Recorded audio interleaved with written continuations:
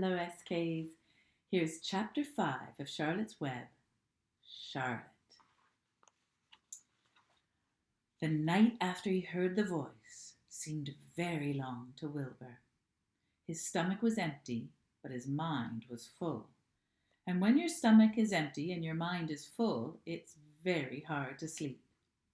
A dozen times during the night, Wilbur woke and stared into the blackness, listening to the sounds and trying to figure out what time it was.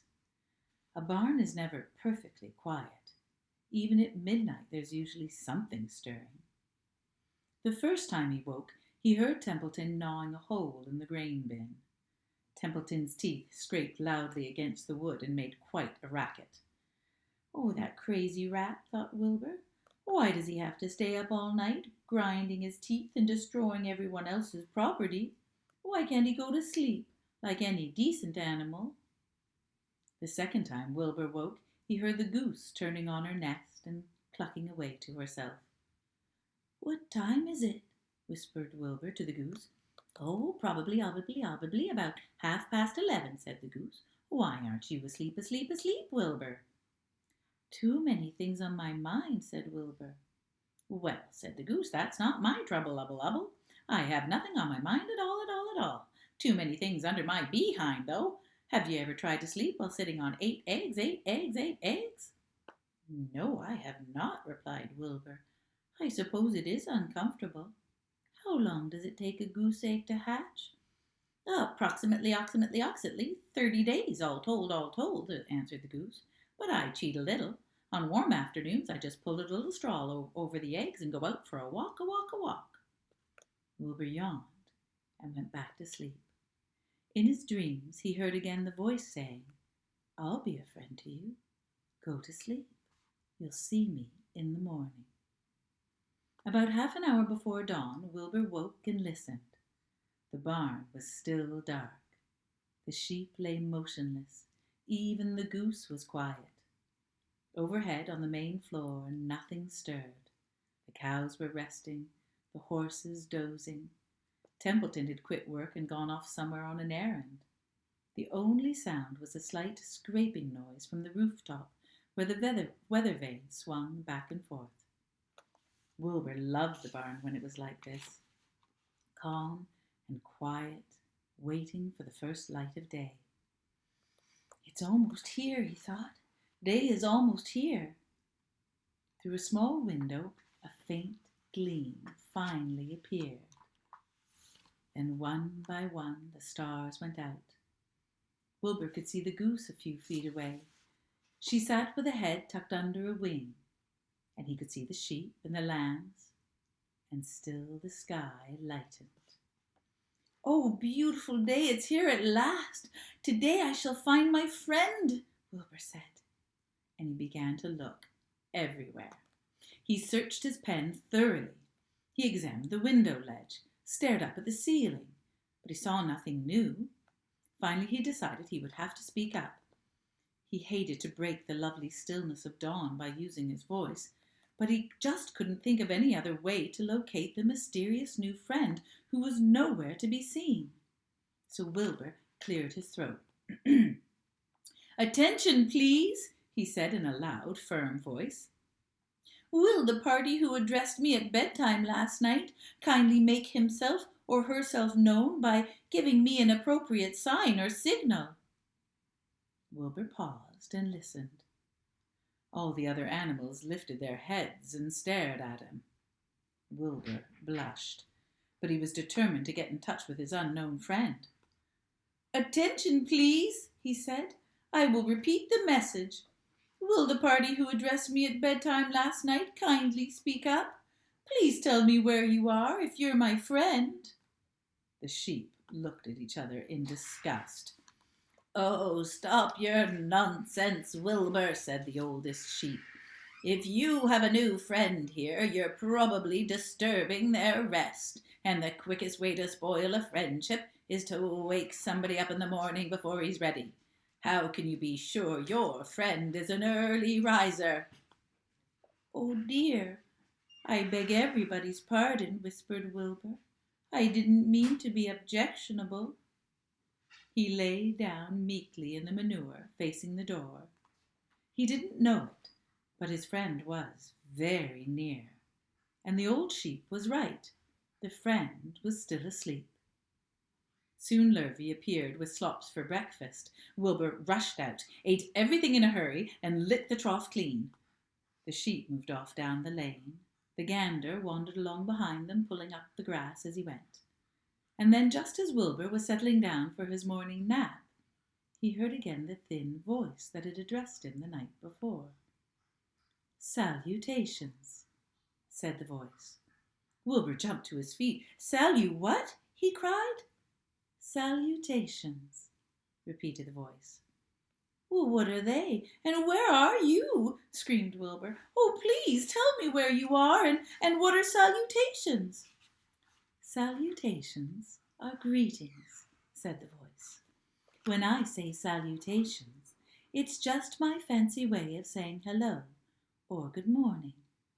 Actually, it's a silly expression, and I am a little surprised that I used it at all.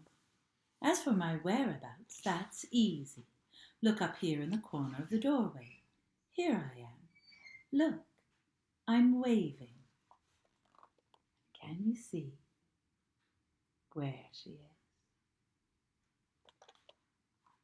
At last Wilbur saw the creature that had spoken to him in such a kindly way. For there, stretched across the upper part of the doorway, was a big spider web, and hanging from the top of the web, head down, was a large grey spider. She was about the size of a gumdrop. She had 8 legs, and was waving one of them at Wilbur in a friendly greeting. "Do you see me now?" she asked. "Oh, yes, indeed," said Wilbur. "Yes, indeed. How are you? Good morning. Salutations. Very pleased to meet you. What's your name, please? Oh, may I have your name?" "My name," said the spider, "is Charlotte." "Charlotte what?" asked Wilbur eagerly. "Charlotte A. Cavatica. But you can just call me Charlotte." "I think you're beautiful," said Wilbur. "Well, I am pretty," replied Charlotte. "There's no denying that. Almost all spiders are rather nice looking. I'm not as flashy as some, but I'll do. I wish I could see you, Wilbur, as clearly as you can see me." "Well, why can't you?" asked the pig. "I'm right here." "Yes, but I'm near-sighted," replied Charlotte. "I've always been dreadfully near-sighted. That means I don't see things unless they're right up close. It's good in some ways and not so good in others. Oh, watch me wrap up this fly." A fly that had been crawling along Wilbur's trough had flown up and blundered into the lower part of Charlotte's web, and was now entangled in the sticky threads. The fly was beating its wings furiously, trying to break loose and set itself free. "First," explained Charlotte, "I dive at him," and she plunged headfirst towards the fly. As she dropped, a tiny silken thread unwound from her rear end. "Next, I wrap him up." She grabbed the fly, threw a few jets of silk around it, and rolled it over and over and over, wrapping it up so that it couldn't move. Wilbur watched, horrified. He could hardly believe what he was seeing, and even though he detested flies, he was feeling pretty sorry for this one. "There," said Charlotte. "Now I knock him out so he'll be more comfortable." And she bit the fly. "He can't feel a thing now," Charlotte remarked. "He'll make a perfect breakfast for me." "Do you mean you eat flies?" gasped Wilbur. "Oh, certainly. Flies, bugs, grasshoppers, choice beetles, moths, butterflies, cockroaches, gnats, midges, daddy-long-legs, centipedes, mosquitoes, crickets. Oh, anything that's careless enough to get caught in my web. I have to live, don't I?" "Well, yes, of course," said Wilbur. "Do they taste good?" "Delicious. Of course, I don't really eat them. I drink them. Well, I drink their blood. I love blood," said Charlotte, and her pleasant thin voice grew even thinner and more pleasant as she said it. "Oh, don't say that," groaned Wilbur. "Oh, please don't say things like that." "But why not? It's true, and I have to say what's true. I'm not entirely happy about my diet of flies and bugs, but that's the way I'm made. A spider has to pick up a living somehow or another, and I happen to be a trapper spider. I just naturally build a web and trap flies and other insects. My mother was a trapper before me, and her mother was a trapper before her. All our family have been trappers way back for thousands and thousands of years. Why, we spiders have been laying for flies and bugs as long as people can remember." "Well, it's a miserable inheritance," said Wilbur gloomily. He was sad because his new friend seemed to be so bloodthirsty. "Well, I suppose it is," agreed Charlotte, "but I can't help it. I don't know how the first spider in the early days of the world happened to think up this fancy idea of spinning a web, but she did, and quite clever it was of her too. And since then, all of us spiders have had the work, the same thing, the same trick, and it's not bad on the whole." "It's cruel," replied Wilbur, who didn't intend to be argued out of his position. "Well, you can talk," said Charlotte. "You have your meals brought to you in a pail. Nobody feeds me. I have to get my own living. I live by my wits. I have to be sharp and clever, or I go hungry. I have to think things out, catch what I can, and take what comes. And it just so happens, my friend, that what comes is flies and insects and bugs. And furthermore," said Charlotte, shaking one of her legs at Wilbur now, "do you realize that if I didn't catch bugs and eat them, bugs would increase and multiply and get so numerous that they would destroy the earth and wipe everything out? You should be grateful to spiders." "Really?" said Wilbur. "Well, I wouldn't want that happening. Perhaps your web is a good thing after all." The goose had been listening to this conversation and chuckling to herself. "There are a lot of things Wilbur doesn't know about life," she thought. "He's really a very innocent little pig, little pig, little pig. He doesn't even know what's going to happen to him around Christmas time. He has no idea that Mr. Zuckerman and Lurvy are plotting to kill him."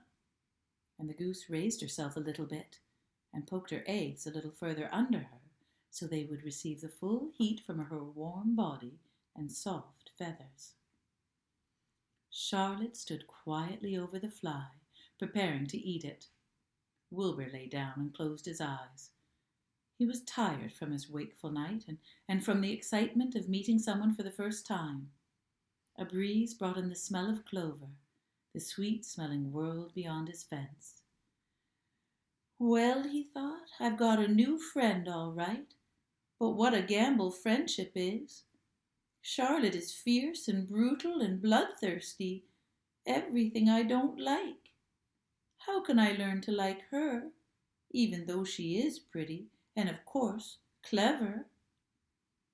Wilbur was merely suffering the doubts and fears that often go with finding a new friend. In good time he was to discover that he was quite mistaken about Charlotte.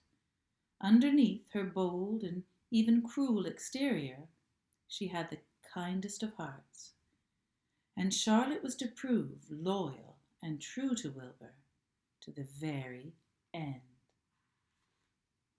That's the end of chapter 5.